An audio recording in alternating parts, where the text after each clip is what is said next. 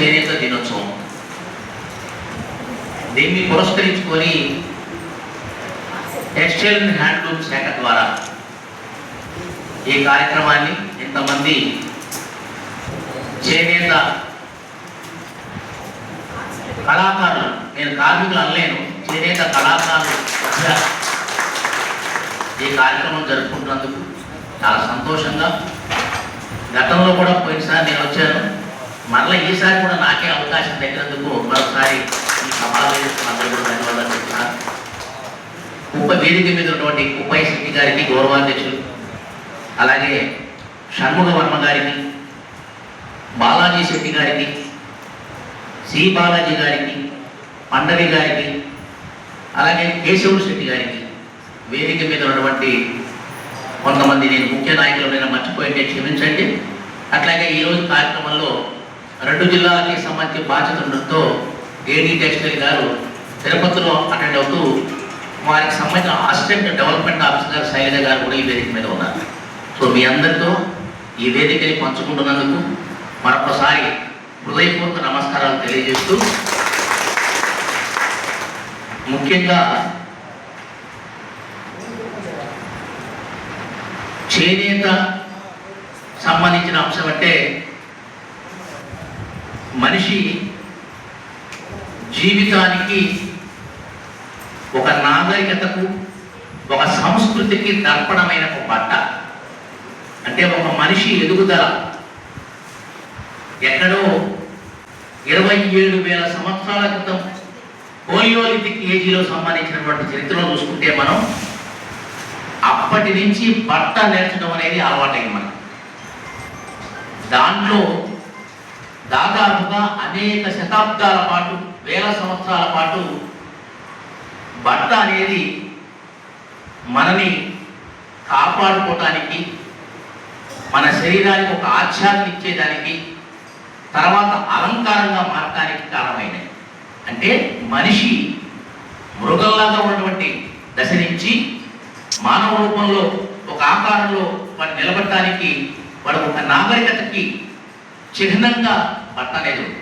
కాబట్టి అటువంటి బట్టని మలిచేటువంటి, వస్త్రాన్ని మలిచేటువంటి చేనేత కళాకారులకి, చేనేత నిపుణులకి మనం చేతులెత్తి నమస్కారం చేయవచ్చు. భారతదేశంలో బ్రిటిష్ వారు రాకపూర్వం చేనేత చాలా ఉజ్వలంగా ఉండేది ఈ దేశంలో. మనందరికీ తెలుసు, బ్రిటిష్ వారు రాకముందు భారతదేశం ఎంత సంపన్న పనులు అనేది చాలామంది కవులు చాలా గ్రంథాలను కూడా రాశారు. అంటే ఆ రోజు నాటికి భారతదేశం యొక్క ఉన్నతి గురించి చెప్పాలంటే, భారతదేశంలో వేసేటువంటి పట్టు వస్త్రాలు, భారతదేశంలో వాడేటువంటి నూలు ఎంత నాణ్యతా ప్రమాణంతో ఉండేదన్నది విదేశీయులు అప్పుడుపడిపోయేవారు. స్వాతంత్రానికి ముందు విక్టోరియా మహారాణి గారికి ఇక్కడ నుంచి ఒక చేనేత నిపుణుడు 7 గజాల చేనేత ఒక చిన్న అగ్గిపెట్టెలో పంపించాడు.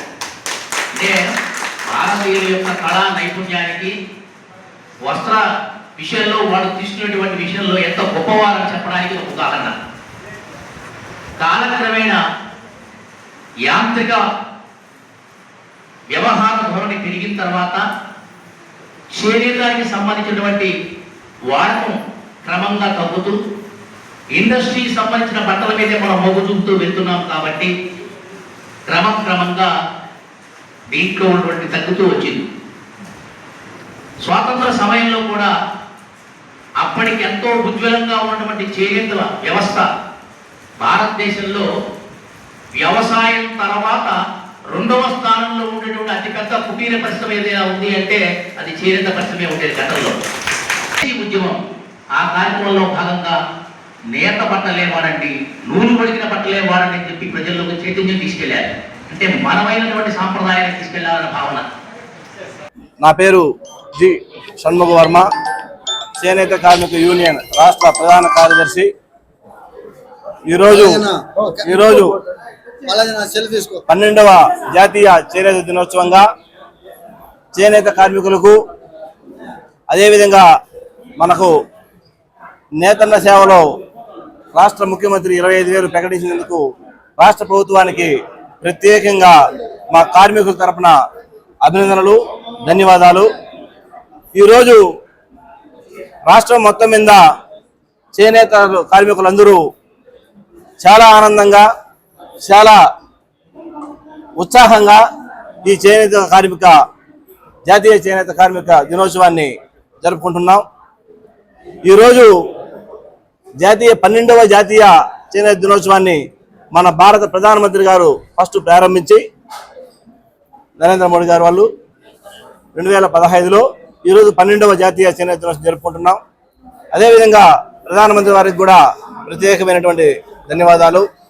ఈరోజు మన రాష్ట్ర ప్రభుత్వం కూటమి ప్రభుత్వం వచ్చిన తర్వాత 2 సంవత్సరాలు పూర్తి చేసుకునింది. మన ముఖ్యమంత్రి గారు పవర్ సబ్సిడీ ఇస్తామని చెప్పి అర్హత కలిగినటువంటి ప్రతి చేనేత కార్మికుడికి కూడా 200 యూనిట్లు ఉచితంగా ఇవ్వడం, దాంతో ప్రతి చేనేత కార్మికుడు కూడా చాలా ఆనందంగా, ఉత్సాహంగా ఉన్నారు. అదేవిధంగా గత సంవత్సరం ఆగస్టు 7వ తారీఖు 2025లో మన ముఖ్యమంత్రి గారు 25,000 రూపాయలు ఇస్తామని ప్రకటించడం, అది ఈరోజు మన 12వ జాతీయ చేనేత దినోత్సవం సందర్భంగా ప్రతి చేనేత కార్మికుడికి వాళ్ళ అకౌంట్లో వేయడం అనేది కూడా చాలా గొప్ప విషయం. మన రాష్ట్ర ప్రభుత్వానికి, అదేవిధంగా ముఖ్యమంత్రి గారు, ఉప ముఖ్యమంత్రి పవన్ కళ్యాణ్ గారు, నారా లోకేష్ గారు, మన ప్రధానమంత్రి నరేంద్ర మోడీ గారికి కూడా ప్రత్యేకమైన ధన్యవాదాలు తెలియజేస్తున్నాం. ఈరోజు చేనేత అనేది వ్యవసాయం తర్వాత అతి పెద్ద రంగమైనటువంటిది చేనేత రంగం.